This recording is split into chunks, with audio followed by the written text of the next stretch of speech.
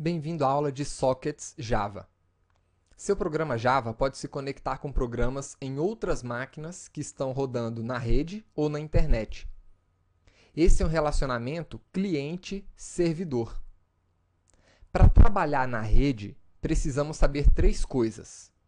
Primeiro, como se conectar com o servidor rodando em outra máquina. Segundo, como enviar mensagens para esse servidor. E terceiro, como receber mensagens desse servidor. Para se conectar com outra máquina, precisamos de uma conexão de socket.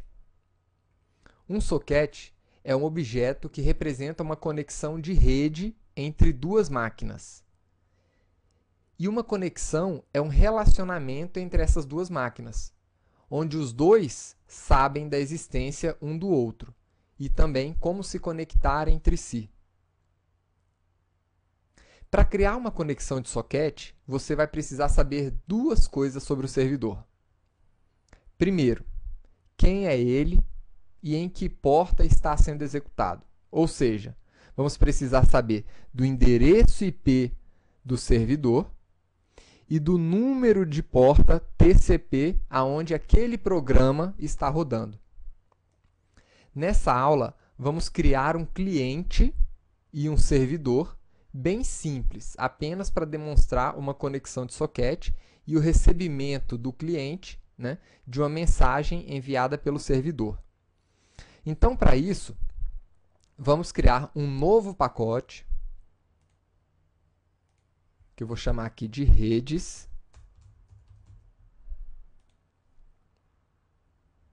E dentro desse pacote, vamos criar duas classes. A primeira vai representar o cliente, né, do nosso servidor. E esse cliente ele vai receber conselhos do servidor. Então, eu vou chamar essa classe aqui de conselho cliente. Já pode criar o conselho com o método main. Então, o primeiro passo, como você viu, é criar uma conexão de socket. Então, vamos criar um objeto do tipo socket, new socket. Aqui nós temos um objeto que representa uma conexão de rede. Agora, esse socket ele precisa saber qual é o endereço IP do servidor. Tá? Esse endereço ele vai indicar qual é a máquina onde a gente vai estar rodando o programa. No nosso caso, a gente vai indicar a máquina local, ou localhost. Tá? E o endereço da nossa máquina local, ou seja, desse computador onde eu estou fazendo essa videoaula, é 127.0.0.1. Tá? E a outra informação que você vai precisar informar é o número da porta TCP aonde o programa está rodando. Eu vou informar aqui uma porta 5000. Agora, a porta TCP é um número de 16 bits que identifica um programa específico no servidor. Tá? O seu servidor HTTP de internet, onde você vê todas as páginas da internet, em geral, ele é executado na porta 80. Tá? Isso é um padrão. Se você quiser ver uma página em uma outra porta, você vai ter que indicar no browser o número da porta. O seu servidor de envio de e-mail, ou também conhecido como SMTP, é executado na porta 25. Esses números de porta são identificadores exclusivos para representar uma conexão lógica com um software específico que está sendo executado em um determinado servidor. Então, se a gente não tivesse esses números de porta TCP, o servidor não teria como saber com qual aplicativo um determinado cliente gostaria de se conectar. Então, hoje, nos computadores, nós temos 65.500 535 portas TCP disponíveis. Só que as portas de 0 até o número 1023, então de 0 até 1023, elas não devem ser usadas, tá? Porque elas estão reservadas para esses serviços conhecidos como internet, e-mail, FTP, tá? Então, por isso, a gente não vai utilizar nenhuma porta nos nossos programas Java que esteja entre essa faixa. Então, foi por isso que eu escolhi aqui uma porta com o número 5000, porque ela está fora dessa relação. Agora, eu vou lançar os erros que, porventura, as exceções que, porventura, possam aparecer nessa nossa conexão de rede. Nós temos aqui uma conexão. Agora, falta o nosso servidor. Então, eu vou criar agora uma classe que vai rodar o nosso servidor. Eu vou chamar essa classe de conselho servidor. E pode criar também com o método main. Então, vamos lá. A nossa classe conselho cliente, ela gerou uma conexão na máquina local para essa porta. Então, o nosso servidor vai precisar também estar disponível naquela porta. Então, para isso, eu vou utilizar a classe server_socket. Esse aqui vai representar o nosso servidor. Aqui eu preciso indicar qual é a máquina? Não, porque a máquina vai ser exatamente a máquina onde esse programa está rodando. Eu só vou precisar informar aqui a porta aonde ele vai responder às requisições.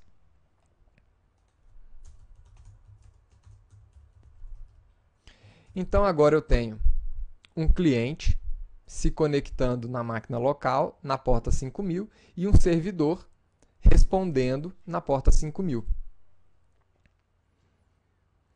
Agora, como é que o servidor vai saber se alguém chegou? Então, eu vou colocar aqui um while que vai ficar rodando eternamente, aguardando a chegada de um socket de um cliente. E quando esse socket chegar, o servidor vai nos informar através do método accept. Esse método accept, ele fica aguardando a chegada de novos clientes, tá? E quando uma solicitação de novo cliente chega, ele retorna um socket para eu poder conversar com aquele cliente. Agora, a partir desse socket, nós podemos enviar uma mensagem para o cliente que se conectou nesse servidor. Como? Através do que a gente já aprendeu nas nossas bibliotecas de manipulação de arquivo, do nosso output stream. Né? Com o nosso output stream, eu posso escrever uma resposta para o usuário. Para isso, eu vou utilizar uma classe chamada printWriter.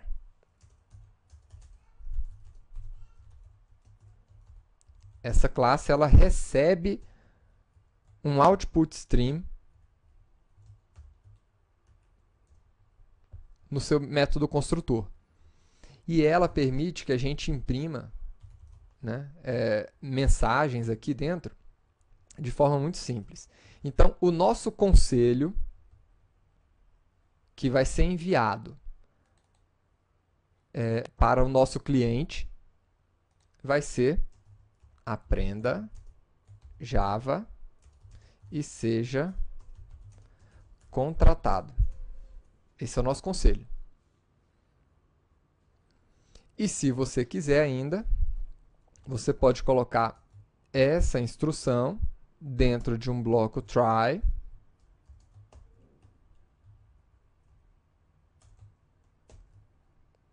para que o seu print writer possa ser fechado. Então pronto. Aqui nós temos um servidor que recebe a requisição de um cliente e encaminha para esse cliente uma mensagem.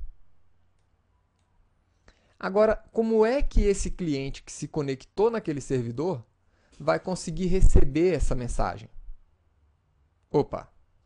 Se eu envio uma mensagem através do output stream, para ler uma mensagem, nós lemos com o nosso input stream. Então, através desse socket, eu posso recuperar o input stream, que são as mensagens recebidas. E nós temos várias formas de ler essa mensagem. Tá? No nosso caso aqui, eu vou utilizar uma classe que a gente já utiliza desde o início do curso, que é a classe Scanner.